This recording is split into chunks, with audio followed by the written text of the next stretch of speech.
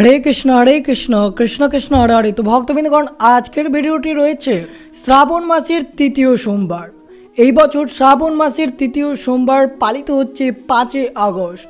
সেই দিনটি হলো শ্রাবণ মাসের শুক্লপক্ষের প্রতিপদ তিথি, যা সন্ধে 6টা 3 পর্যন্ত। এরপর শুরু হবে দ্বিতীয়া তিথি। যে সকল শিব ভক্তরা এই শ্রাবণ মাসের প্রথম সোমবার দ্বিতীয় সোমবার ভগবান শিবের উপাসনা অর্থাৎ ব্রতটি পালন করেছিলেন, তারা অবশ্যই শ্রাবণ মাসের তৃতীয় সোমবারে অবশ্যই মনে রাখবেন, অর্থাৎ যে সকল ভক্তরা ব্রতটি পালন করবেন বা শিবের উপাসক করবেন, তারা অবশ্যই মনে রাখবেন যে এই তৃতীয় সোমবারে এই কয়েকটি জিনিস ভুলেও খাবেন না, নইলে আপনার ব্রতের কোনো ফল লাভ পাবেন না।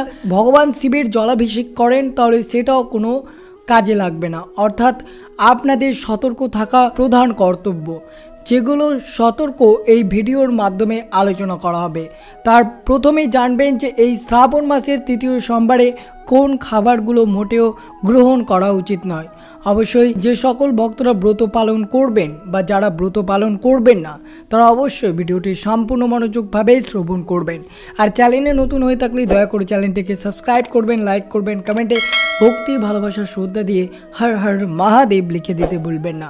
অবশ্যই ভিডিওটি আপনার জন্য অনেক গুরুত্বপূর্ণ হতে চলেছে। অবশ্যই ভিডিওটি শ্রদ্ধা ভালোবাসা সর্বদা শিব ঠাকুরকে স্মরণ করে ভিডিওটি মনোযোগভাবে শ্রবণ করবেন। তো শুরু করা যাক আজকের ভিডিওটি। 5 আগস্ট পালিত হচ্ছে শ্রাবণ মাসের তৃতীয় সোমবার। এই দিন ভগবান শিবের জন্য একটি উপবাস হয় এবং তাকে বিশেষভাবে পুজো করা হয়। যদিও পুরো শ্রাবণ মাসে শিবের জন্য উপাসনার জন্য উৎসর্গ করা হয়ে থাকে, শ্রাবণ মাসে সোমবারের গুরুত্ব দেওয়া হয়েছে। কথিত আছে যে মেয়েরা বা যে ভক্তরা শ্রাবণ সোমবার উপবাস করে ভগবান শিবের উপাসনা করে, তারা উপযুক্ত এবং কাঙ্ক্ষিত ফল পায়। এছাড়াও বিবাহিতা মহিলারা তাদের স্বামীর সাথে তাদের সম্পর্ক মজবুত রাখতে এবং তাদের সুস্বাস্থ্যের জন্য এবং তাদের সুখ ও সমৃদ্ধির জন্য শ্রাবণ সোমবার উপবাস করাটা অনেক গুরুত্ব রয়েছে। এছাড়াও পুরুষরা এই দিনে উপবাস ব্রত পালন করে থাকেন। শ্রাবণ মাসের তৃতীয় সোমবার শুভ মুহূর্ত ব্যতিপাত যোগ তৃতীয় শ্রাবণের সকাল 10টা 38 পর্যন্ত থাকবে। তারপরে শুরু হবে ভারিয়ান যোগ, যা একটি শুভযোগ বলে বিবেচিত হয়। ওই দিনে অশ্লেষা নক্ষত্র সকাল থেকে দুপুর 3টে 21 পর্যন্ত থাকবে। তারপর মঘা নক্ষত্র হবে। ব্রহ্মা মুহূর্তে 4টা 20 থেকে 5টা 3 পর্যন্ত থাকবে, যেখানে অভিজিৎ মুহূর্ত শুরু হবে 12টা থেকে 12:54 পর্যন্ত। তৃতীয় শ্রাবণ মাসের সোমবারে অমৃত সর্বোত্তম মুহূর্ত হলো ভোর 5টা 45 থেকে 7টা 25 পর্যন্ত। সেই দিনটির শুভ সময় সকাল 9টা 6 থেকে সকাল 10টা 46 পর্যন্ত, দুপুর 2টো 7 থেকে 3টে 48 পর্যন্ত। চর সামান্য মুহূর্ত 3টে 48 থেকে 5টা 28 পর্যন্ত। লাভ উন্নতি মুহূর্ত এবং 5টা 28 থেকে 7টা 9 পর্যন্ত থাকবে অমৃত সর্বোত্তম মুহূর্ত। যারা শ্রাবণ মাসের তৃতীয় সোমবার ভগবান শিবকে জলাভিষেক করতে চান, তারা ব্রহ্ম মুহূর্ত থেকে এই কাজটি করতে পারেন। তবে শিব পুজোর জন্য বিশেষ কোনো সময় পালন করার প্রয়োজন নেই, যে কোনো সময় জলাভিষেক করতে পারেন।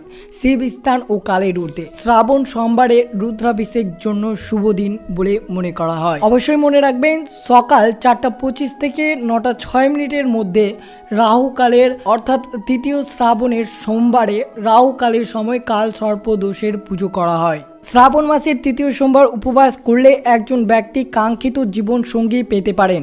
আপনি যদি আপনার বৈবাহিক জীবনে কোনো সমস্যার সম্মুখীন হন, তবে আপনার উচিত শ্রাবণ সোমবার উপবাস পালন করা। তার সাথে সাথে আপনাদের অবশ্যই শিব ও মা পার্বতীর পুজো করা উচিত। কর্মের সাফল্য, রোগ দোষ ঝামেলা ইত্যাদি থেকে মুক্তি, ধন সুখ সমৃদ্ধি ইত্যাদি পেতে শ্রাবণ সোমবার উপবাস করতে হবে আপনাকে। তার সাথে আপনাদের মনে রাখতে হবে যে এই তৃতীয় শ্রাবণ সোমবারের অবশ্যই কিছু কিছু খাবার আপনাদের এড়িয়ে চলা উচিত। এই সময়ের মধ্যে উপবাস আধ্যাত্মিক বৃদ্ধি এবং আশীর্বাদ নিয়ে আসে বলে বিশ্বাস করা হয়। স্বাস্থ্য ও শক্তি বজায় রাখতে এই সময় কোন খাবার খাবেন এবং শ্রাবণ মাসের সোমবারে উপবাসের সময় কী কী খাবার খাওয়া উচিত এবং কি কি খাবার খাওয়া এড়ানো উচিত অবশ্যই জানবেন। প্রথমে শ্রবণ করুন এই দিনে আপনারা কোন কোন খাবার মোটেও খাবেন না, অর্থাৎ এই দিনে যদি খেয়ে ফেলেন তাহলে ব্রতের কোনো ফল পাবেন না, জলাভিষেক করেও কোনো ফল পাবেন না, এর ফলে আপনার বিপরীতগামী হতে পারে, তাই সতর্ক থাকুন। মনে রাখবেন এই শ্রাবণ মাসের তৃতীয় সোমবারে উপবাসের সময় যে খাবারগুলো আপনাদের এড়িয়ে চলতে হবে: খাদ্যশস্য এবং শস্য, গম, চাল, বালিসহ উপবাসের সময় এড়ানো উচিত। অবশ্যই মনে রাখবেন এই উপবাসের সময় আপনাদের পঞ্চরবি শস্য কিছুতেই খাওয়া যাবে না। এছাড়াও মাংস, মাছ এবং ডিম সহ আমিষশাহী খাবার শ্রাবণ সোমবারের উপবাসের কঠোরভাবে নিষিদ্ধ রয়েছে। বিশুদ্ধতা ও আধ্যাত্মিক শৃঙ্খলা বজায় রাখার জন্য একটি নিরামিষ খাদ্যের উপরে আপনারা খেতে পারেন। উপবাসের সময় মনে রাখবেন লবণ আপনাদের ত্যাগ করতে হবে। আপনাদের যদি লবণ খাওয়ার ইচ্ছে হয় তাহলে পরিবর্তে সিন্দুক লবণ ব্যবহার করা যেতে পারে।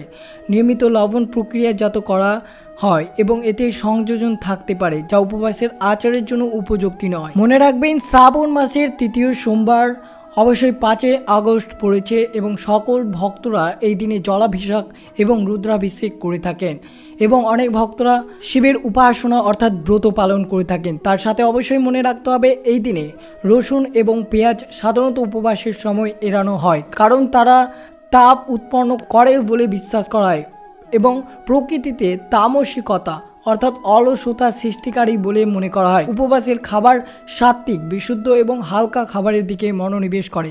অবশ্যই মনে রাখবেন এই তৃতীয় শ্রাবণ সোমবারে ভুল করেও খাবেন না শিম, ছোলা, মটর সহ বিভিন্ন ধরনের ডাল, মসুর ডাল শ্রাবণ মাসের সোমবারে উপবাসে খাওয়া মোটেও শুভ নয়। মনে রাখবেন অ্যালকোহল এবং ক্যাফিনযুক্ত পানীয় যেমন চা এবং কফি এড়ানো উচিত।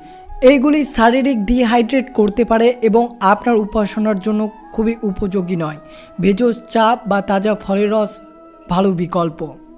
অবশ্যই উপবাসের সময় মনে রাখবেন টমেটো, বেগুন, শাকসবজির মতো কিছু সবজি এড়িয়ে চলতে হবে।